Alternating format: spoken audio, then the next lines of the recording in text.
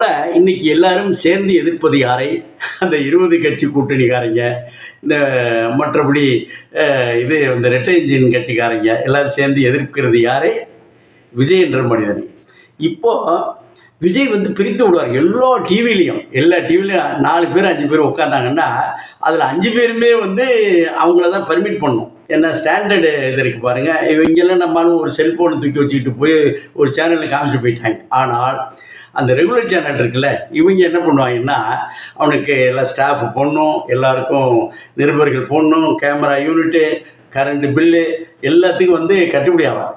அரசு விளம்பரம் கொடுத்தா தான், அல்லது பணம் கொடுக்கணும், அது விளம்பரம் கொடுத்தா தான் பண்ண முடியும். இதுதான் நிலைமை.